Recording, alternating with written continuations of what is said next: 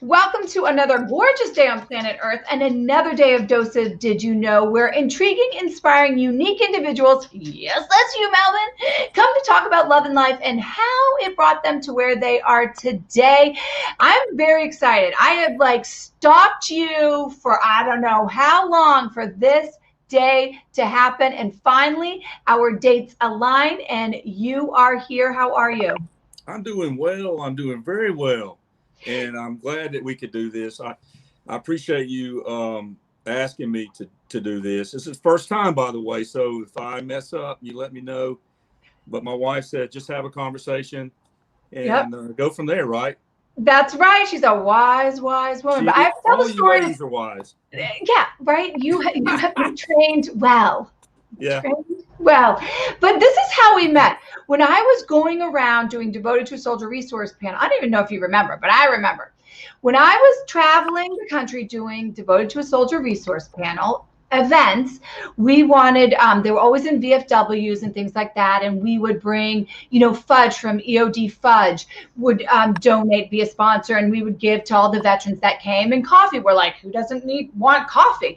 And so we kind of looked around and we had this coffee once, and then we had this, and I was kind of searching for that coffee, actually company or person that I really meshed with, because I'm an all-in person. If I'm going to support something, I got to support the person behind it all too, right?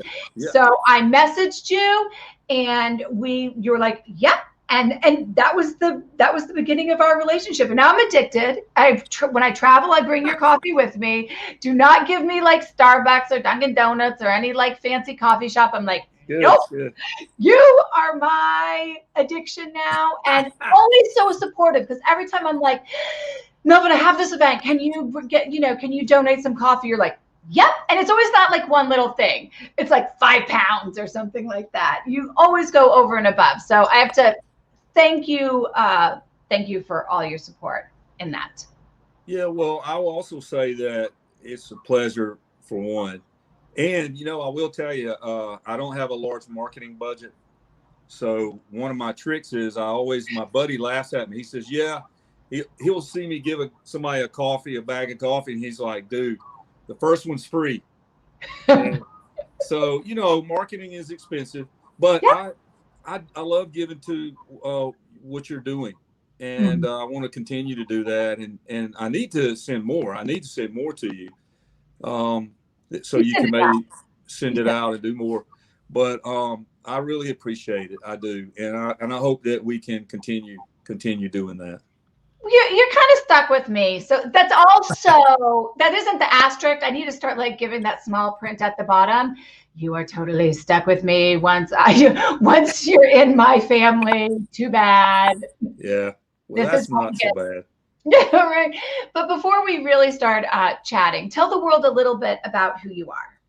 Well, like I said, I live in a small town. It's a small town actually called Bethlehem. Yeah, Bethlehem, Georgia. For you. Yeah. And the post office goes crazy during the Christmas season, and everybody wants to mail out their postcards. But I was born and raised in Winder, which is right near here. And so small town guy all my life, joined the Army when I was 33 years old. What? And yeah, I was in construction. I was a machinist. I did a lot of that before I joined the Army. And real fast story, I was living in my mother's home, and she was about to sell it. And I was single. And so I didn't have nowhere to go. I was about to be homeless. Yeah. And I remember my dad told me that the Army would give you 3 hots and a cot. And I'm like, you know what? That's what I need to do. And so I went down to the recruiter, and it was history after that. I spent 25 years in the Army. And, I started out as a private with I'm not ashamed of this, but I quit high school. Mm-hmm. And so I got a GED, and I went in the Army, and I later got my diploma and got an actual 4-year college degree in environmental management, and rose to the highest rank you could get in the Army, so I kind of proved to myself that anybody, if you apply yourself properly, with the right mindset, you can achieve great things. And so I married when I was a staff sergeant. And I'll tell you, it's humble beginnings for my wife. Funny story, she asked me before, when I proposed to her, she said, "You don't deploy, do you?" And I said, "Oh, nah, we're not going anywhere." And about 30 days later, we were deploying to Bosnia. So how'd that go? Well, it went fairly well for me because I had a very structured life, but for her, it wasn't, because, as as a spouse and a mother of a military service member, it's tough. It's tough, but she did such a great job. And if anybody deserves accolades, it's her and you and all the other mothers out there and wives or husbands. But anyway, so I retired, and now I teach junior ROTC. So I'm at a high school. Every day I get to invest in kids. Yeah.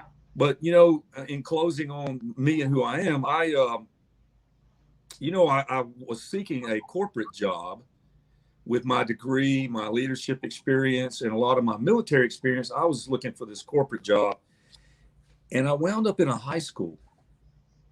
And I didn't realize how impactful those men and women are every day there at the schoolhouse. So I'm very blessed to be able to do that. I got about 3 years left, and I'm going to open up a coffee shop. And that's my goal. And I love it. Yeah. So right now I'm just building my business. I ship coffee all over the U.S. I roast it when you order it. But yeah, that's me. And I got 4 kids. I should have mentioned the important things first. My wife, her name's Frankie. Beautiful lady, very supportive. And I have 4 children. My youngest one's 13. Noah Wilson is 15. Joshua is 20. And Elizabeth Ann, she is 23. So, yeah, that's me. You're a cool dude. I did not know that you joined. I did not know this. Like you read the bio, whatever, when I first was stalking you before we actually met, of like who you are and things like that. Did not know you joined at that age. Did not know that you dropped out and got your GED and then went into school. Fascinating.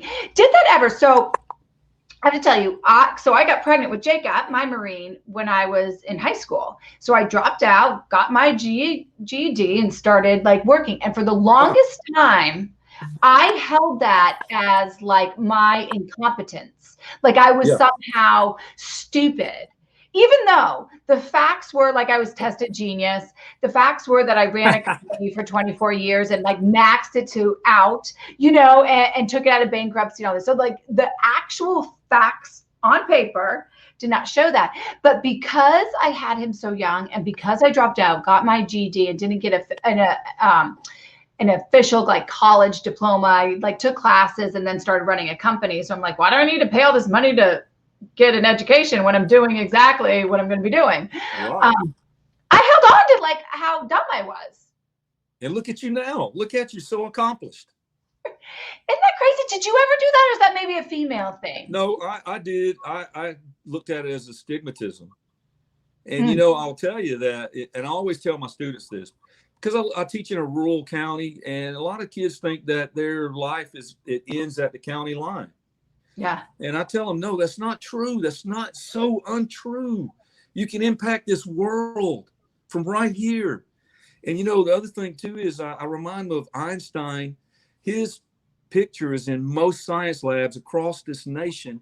And this guy was told that he could not go to college. He needed to go get a day job somewhere at Quickie Mart because his SAT scores were so low.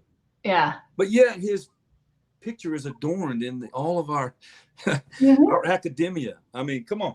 I mean, it is kind of like when you state it like that and you bring those things up, it's kind of like it's so backwards. It's really backwards what we're taught or we're meant to believe. But and you forgot to mention your book. I want to talk about this book and like why you did it, how long this took, and the purpose of it, because it is so cool. Well, and not to labor the conversation on it, but I will say that I was deployed. I was a young staff sergeant, and communication is tough when you're deployed. You can call occasionally, you can write a letter, but that's kind of takes time, and you can do nowadays Skype and all this other stuff. But what happens is you go through your day or your week, and you rarely have any of that to share those experiences because you forget them or whatever. Some people are good at journals. I don't know about you, but I've never been really good at it.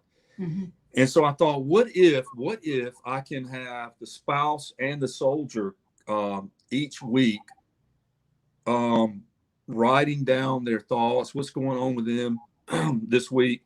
And at the end of the year, when that soldier returns, because usually deployments are 12 months, he would give his journal to his spouse, and his spouse would give their journal to him or her, or, not to be gender specific, and then for the next year, they could read what their spouse or each other wrote that week, and they can kind of relive and say, you know what, that's what was going on with me last year this time. Right. And then they can make notes, and then they give it back to each other at the end of the year. And so it becomes kind of a family heirloom. So if you have children, think about it. You're reading something that your father wrote 30 years ago when he was deployed to your mom. And it becomes a keepsake. So that was kind of the nebulous behind it, but I didn't pursue it.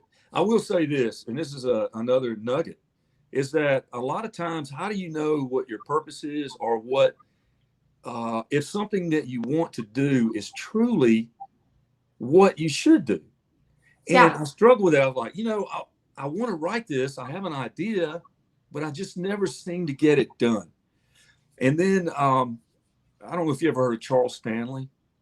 No. He's a pastor. He's worldwide evangelist. But he said something. He said, if you have a purpose, how do you know if it's your purpose? Well, you can't get away from it. Everywhere you go, it's always in your thoughts. It's always in front of you in some form. And you just can't get away from it. And it just kept coming back. Hey, you need to do this. You need to do that. And so that's kind of how I said, time out. Now we're in this pandemic, and I'm at home. I got a lot of time on my hands. So I began to finish the project. You finished. So here I am. I love that. That is so true. It is. When we go over and over and over in our mind, and we ask ourselves these questions all the time. What is my purpose? Why am I really here? But it's the truth. It's those little things that maybe it's big or maybe it's very, very small, but it keeps coming back to you. Yeah. That is the start. It might be it's not your forever purpose, but it's the purpose you're supposed to be in this moment. Right. And another thing too, excuse me, is if you don't pursue it, it's not always for you. It's not always intended for you. It's to touch somebody else's life. Right. You can go through countless examples of that. But you're not here just for yourself. You're here for others. And so if you negate that, or you try to escape it, not do it, somebody's missing out down the road, That is a good nugget. Go back. How did you make it? Because you're married, you have 4 beautiful children, you are very close with your wife. So how did you make it through, those deployments and all of the ranks that you went through and everything that kind of came with it? Was there a secret? Yes. Well, I'll tell you, and I don't want to get, because you have to, I am a man of faith. I will say that. I'm a man of great faith. And I don't push that on anyone else. I share it. I certainly believe in it. And I think that was the key that got me through everything, me and my wife. I remember being in Iraq, and I was in this place that got the mortars. They called it Mortaritaville, and the reason why is because there's guys outside the wire that were in the neighborhoods would pull up in these little Toyota trucks and just launch mortars into the base camp at 5 a.m. It was like a harassment technique. Yeah. And so every morning you knew that you were going to wake up to incoming mortar rounds. And so I remember I used to get on my knees every morning and say the Lord's Prayer. And that's how I started my day. And so, I don't know, it just gave me something to latch on to. So that's one thing, your faith, whatever faith it is, you know. Right. And then secondly, commitment. That's a big one. And you know about that too. And you have to be committed. And so my wife and I were very committed to no matter what. As a matter of fact, when I asked her to marry me, I told her, I said, you know, you got to be able to stay with me if I only have a cardboard box and a can of beans. And she said, was that in your proposal? Yes. I mean, I'm lucky to be married, Danny. Right. And she said to me, I'll bring the can opener. How's that for a response? Yeah. Pretty good, huh? That's a winner. Yeah. Now you won't see that on the Bachelor show or anything. I mean, that's not going to make prime time. No, that's not. But those two things, commitment and faith, I think are the key. Do you think that you both had this foundation going into it? Or I don't know if the right word is a foundation, because I know a lot of people, they end up getting committed, not even committed. They end up getting married because it's the right thing to do. It's what they're supposed to do, but there's no foundation. There's always this kind of like, I don't really want to do this, but especially in the military, but I'm about to be deployed or we're about to move. And if I don't do this, they're not coming. So you go into it together already on this like half broken, you know, half in, really. Your tippy toes in, your feet really aren't in. Yeah. It is. You know, I've always said marriage is like not like disposable razors. You can't get rid of it when it's dull.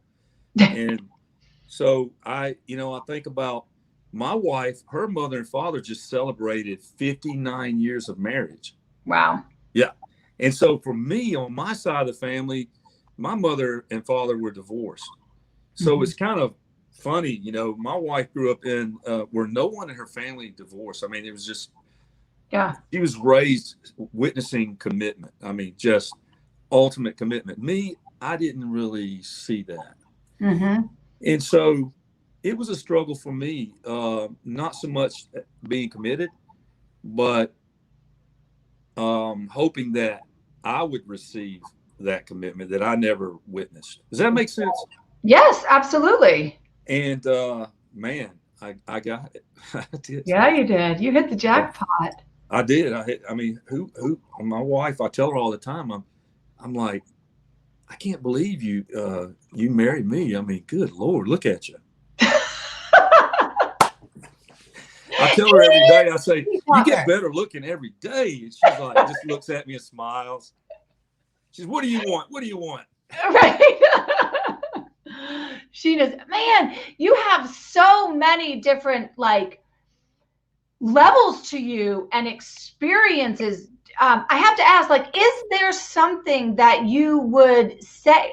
I don't even think this is the way the conversation is going to go. I never know where the conversation is going to go. But do you have, I don't know, maybe whether it's the biggest challenge that you guys went through and you got out of it, or a mindset that you had? I know you gave us two, like, you know, the faith and the commitment, but whenever you have that moment where humans that you question yourself, and maybe not in your relationship, but just in you in person, that you said, this thought got me through it, or just doing it got me through it. Do you have a moment like that? Well, you know, you talk a lot about the relationship thing. I noticed that that's kind of the thing that you focus on a lot is relationships. Am I right? I mean, yes. And about you as a person first, because if you are not well yourself, or you're not whole, you can't offer anything but what you have to this other person. Right. I mean, you gotta be complete yourself. Does that make sense? Yes. And so for me, I mean, you know, not to be totally transparent here, but I will say that for me, my biggest struggle was early in our marriage was trust. And, you know, people frown on it like, oh, you're one of those guys. You don't trust well. No, I mean, yeah, of course I was in that place, but, and not to blame everything on my past, but we have to say that our experiences do shape our mindset, our view of the world. And so then we get to choose how we respond to that, right?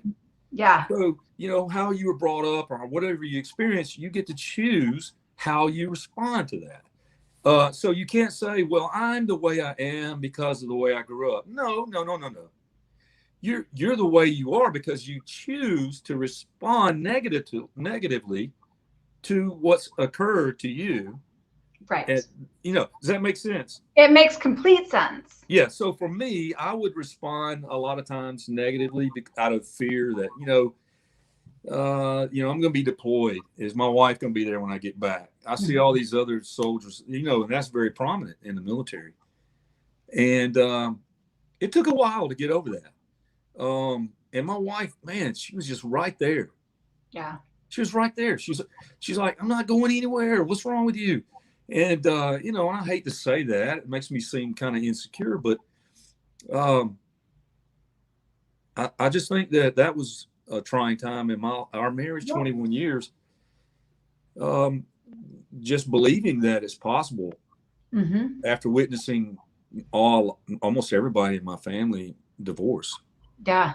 You know, so. Yeah. No, I think that is more prominent than that's very vulnerable and very and honest, because I think it's very prominent of having exactly how you're thinking, and then people don't talk about it. So you just, you know, it was a repetition of time of seeing that she was there, that then finally you consciously or unconsciously chose to be like, she's here. Yeah, I see what you're saying. It really was just slowing down and reassuring myself that my wife's a very committed person, and she's very loyal, and you know, you could say, well, wow, you married somebody you didn't know that already. Do you really know your spouse 100% when you marry them? No. And even after years of marriage, there's still things that we don't know about each other. If that makes sense. Yes. But I will say that I have tried every day to study my wife. And she doesn't have to study me. I'm an open read. It is what it is. She's like, page 2. Okay, end of the book. You know. But yeah, you should try to study your partner. And I don't know if I answered that question correctly. You did. It was kind of like a roundabout question because it kept formulating differently as I was saying what I wanted. Sometimes that happens. So you got to stay with it. What is she really asking me? But you did. No, you gave some really big nuggets out there, just like who you are, and you can totally see how it got you to where you are today, and the passion and the man behind the coffee and what you do and your book. Because here's a belief of mine, is that if I make something and I give it to you, whether it's food, whether it's writing and you read it, whatever it is, and you consume it in some form, you're taking some part of me into you. Like this energy that I have that, you know, God has given me is translated into you. So for me, it's very important to surround myself with individuals, whether reading their book, consuming their coffee, going into their store, that they're good human beings. Now, sometimes I get it wrong, and I'm like, no longer can go to my favorite restaurant because I find out the owner is really just like mean to their employees and not a good person of some sort of way. So then I'm like, dang it, never put it, I can never eat there again. Like, that's how bad I hold this truth. So all of what I'm saying is that, wow, what a blessing that you came into my life. And no wonder I just like was so driven and drawn to you, you know, all that time ago. Yeah, and I believe that too. You know, it's like I said earlier, nothing's an accident, and things happen for a reason. You know, I was going to tell you a story. Tell it. I mentioned that, and a dear friend of mine passed away this past week, and he was an older gentleman. He had suffered at an early age with rheumatoid arthritis, and his hands would shake really bad. And but anyways, he passed away, and just a phenomenal person. And he impacted me greatly. And I only knew him for probably 7 or 8, maybe 9 years. And I was thinking about a story. There's this little boy that his dad gave him a pocket knife. And he told him, he said, "Hey, this is a big responsibility, so be careful with it." He's like, "Okay, Dad." Well, a couple of weeks went by, and his dad got a phone call and said, "You need to do something with that boy. He's going all over town with that pocket knife, and he's scraping stuff and carving on everything he sees.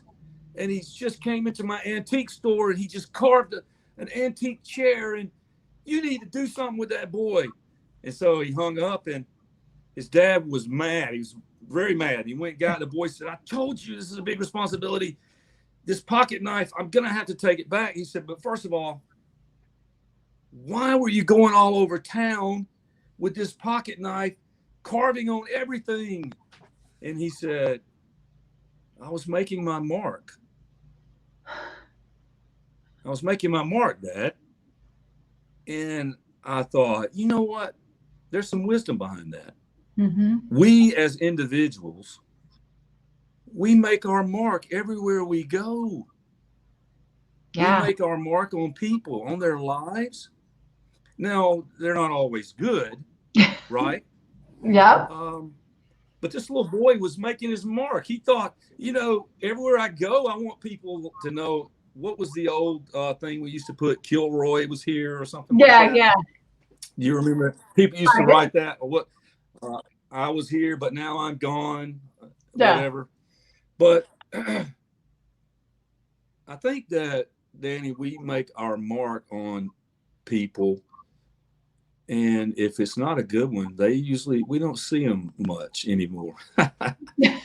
And so you've made a mark on me, and I hope that I have with you as well a good mark, and so that we can be better, right? Yeah. I mean, that's what it's all about. Yep. So that's my story. I love it. That's it. I love it. I love it. I'm glad you shared it. You remembered. I'm glad your old age didn't like kick in and you forgot, because easy.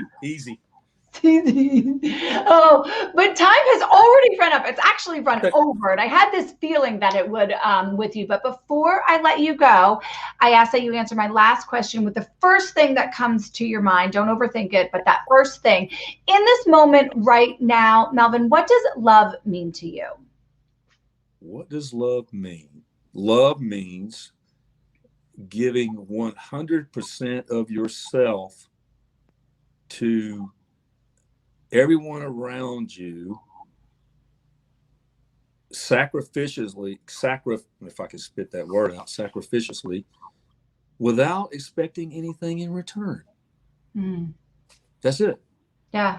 That's it.